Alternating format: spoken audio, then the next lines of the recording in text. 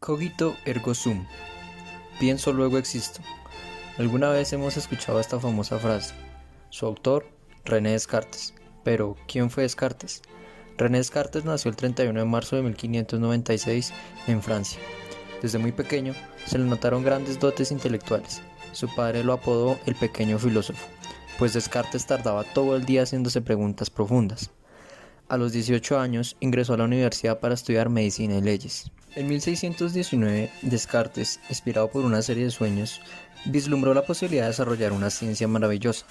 Así nacería la filosofía de Descartes, a través de la razón y la introspección. Los aportes de René Descartes al conocimiento humano fueron nada más y nada menos que la filosofía y a la ciencia.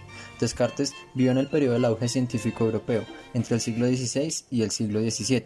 Se convirtió en el portavoz de la revolución científica, que, con afán de precisión y objetividad, no podía aceptar ideas vagas, basadas en la metafísica y lo sobrenatural, en la filosofía tradicional. René Descartes fue el hombre que le dio el verdadero sentido a la razón. René Descartes es considerado el padre del racionalismo, un movimiento filosófico que acentúa el papel de la razón en la adquisición del conocimiento.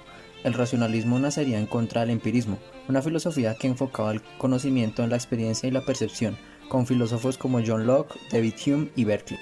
Descartes consideraba que los filósofos nunca se ponían de acuerdo y que la filosofía no avanzaba y nunca llegaba a ningún punto, por lo cual la filosofía tendría que cambiar su método por un método como el de las matemáticas, que arrojaban resultados exactos y precisos. Por eso propondría un nuevo método que tendría como núcleo la duda. Notablemente en la consolidación del método científico, la matematización de la ciencia, y es considerado el padre fundador de la geometría analítica, el puente entre la geometría y el álgebra. Hizo aportaciones fundamentales en la mecánica, la óptica, la geología y además sus contribuciones a la antropología y a la medicina. El discurso del método fue la obra en la que organizó y plasmó sus ideas. Tenemos que hablar de un libro que cambió el mundo, no solo en terrenos filosóficos, científicos y políticos. Tenemos que hablar del discurso del método, un libro que transformó la historia y nos hizo pasar de la Edad Media a la Edad Moderna. Un placer para mí hablar de las mentes más brillantes que ha pisado el planeta Tierra, de los genios más grandes, de los científicos más importantes, de las personas más superdotadas que han existido. Es el caso de Isaac Newton. Fue un teólogo, alquimista, físico, matemático, astrónomo e inventor. Nacería en una icónica fecha, un 25 de diciembre de 1642, en Londres, Inglaterra. Tuvo una infancia dura. Su padre murió meses antes de que él naciera, y su madre se fue a vivir con un hombre, dejándolo a cargo de sus abuelos. Desde pequeño se le notó un comportamiento diferente. No le gustaba relacionarse con los niños, prefería la compañía de las niñas, pero se le distinguió una habilidad particular. Era muy hábil con las manos, era muy creativo, y eso iba a ser fundamental en su obra, en su vida. Era una mente imaginativa, apasionada por los fenómenos naturales, la belleza natural y sus misterios. A los 18 años entra a la Universidad de Cambridge. Cambridge en ese entonces era un lugar atrasado intelectualmente. Se enseñaban principalmente filosofía de Platón y Aristóteles, pero muy poco de las nuevas ideas que estaban recorriendo Europa, en especial las de Descartes. Newton estudiaría por su cuenta, de una forma autodidacta. Crearía su propio plan de estudios, estudiando los libros de toda la matemática conocida hasta el momento. Lentamente se convertiría en el mejor matemático del momento. Seguía siendo una persona aislada, solitaria, apasionada por el estudio, obsesionada, compulsiva. Estudiaba todo el día, no dormía, ni siquiera comía. En 1665 se desataría una peste negra en Europa, lo que obligaría a las personas a hacer cuarentena. Durante estos años de aislamiento, Newton encerrado pondría a prueba los conocimientos adquiridos en la universidad. Reflexionaba sobre los problemas más profundos de la naturaleza de la materia, el universo, el espacio, el tiempo y el movimiento. Así fue como dio con el desarrollo del cálculo integral y diferencial, desarrollaría la teoría de los colores y daría con la ley de la gravitación universal. Isaac Newton veía el mundo de una manera geométrica. Un día, paseando por su finca, vio caer una manzana. Alzó su mirada y observó a la luna, y se preguntó si la luna también caía, y si la fuerza que ejercía para que se cayera esa manzana era la misma fuerza que influía en que se cayera la luna. Fue como descubrió el movimiento y la fuerza de los cuerpos celestes, la gravedad. Básicamente, Isaac Newton fue el primero en darse cuenta que las leyes que rigen en el universo son las mismas leyes que se ejercen en la Tierra. Julio Garavito, nacido el 5 de enero de 1865, es conocido como el científico más importante que ha tenido Colombia, dado a sus méritos en los ámbitos de la física, la matemática y la astronomía.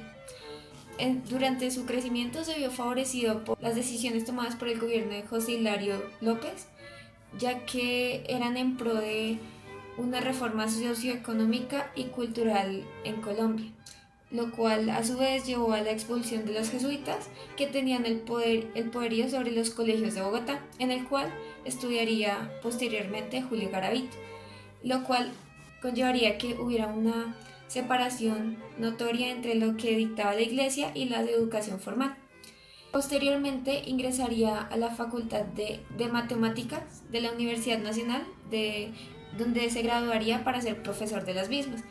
Y posteriormente se metería en la Facultad de Ingeniería para completar su carrera de ingeniero civil. Por su parte, Julio Garavito ocupó bastantes roles dentro de la sociedad colombiana y a nivel mundial, siendo director del Observatorio Astronómico y Meteorológico de Bogotá, lo cual a su vez le permitió determinar la climatología de Bogotá en un principio y posteriormente del país, asociándola también a sus factores geográficos. Anterior a eso sería profesor de matemáticas de la Universidad Nacional, donde fue reconocido gracias a sus estudiantes, quienes laureaban su capacidad de enseñanza. Asimismo fue miembro de la Sociedad Belga de Astronomía y de Francia y la Sociedad Geográfica de Lima.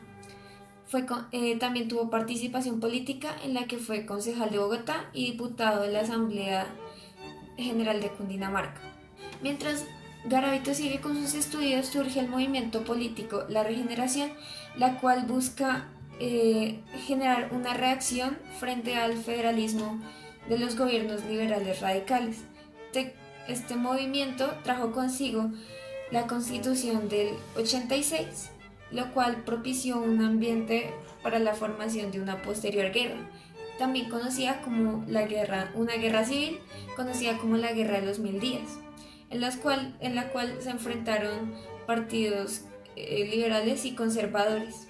Gracias al desarrollo de la Guerra de los Mil Días, Colombia se encontró en un estado de susceptibilidad e inestabilidad, en el cual requirió el apoyo de países externos para subsidiar y mantener a su población.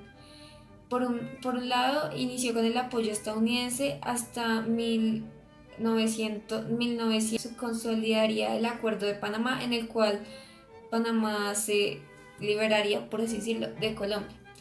Es así como en 1903 Panamá iza su bandera y Colombia pierde el apoyo de Estados Unidos y únicamente queda en manos de Francia e Inglaterra, con lo cual también entra en cierta crisis, ya que Francia e Inglaterra se vendrían preparando para las situaciones de conflicto que se estaban dando en Europa con respecto a los antecedentes a la Primera Guerra Mundial. Como se dijo anteriormente, a pesar de los tormentosos episodios que estaba viviendo Colombia, Julio Garavito no detuvo sus estudios, prosiguió siendo fiel a los ámbitos de la matemática, la física, la astronomía y la meteorología, planteando ciertos artículos, tratados o por el estilo que respaldaban algunas de sus ideas o buscaban contradecir algunas de las que eran más innovadoras, ya que este también era considerado un científico clásico, puesto que en el momento en que se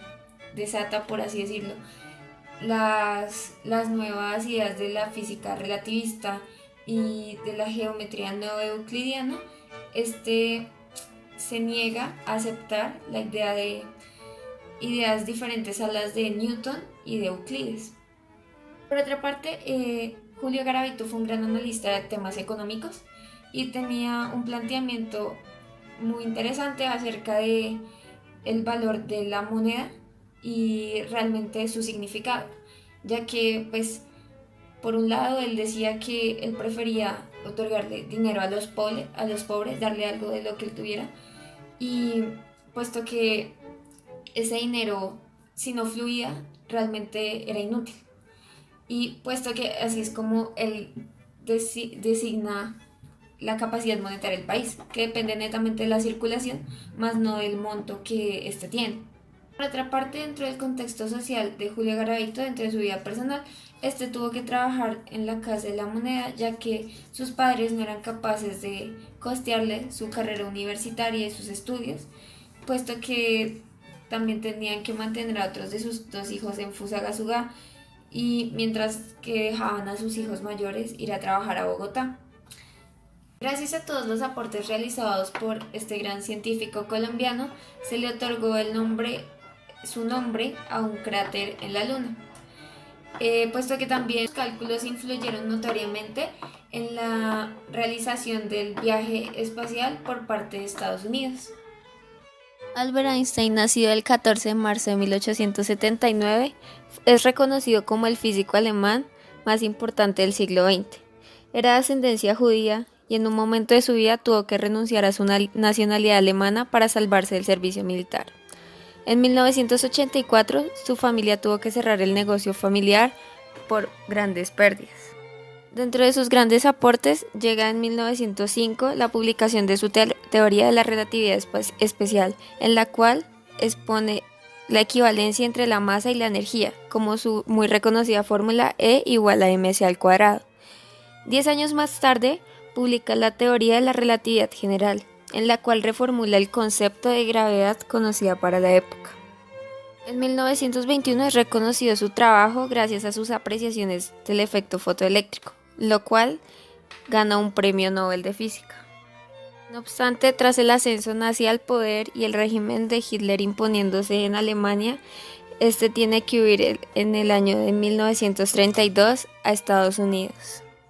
Tuvo gran influencia histórica al ser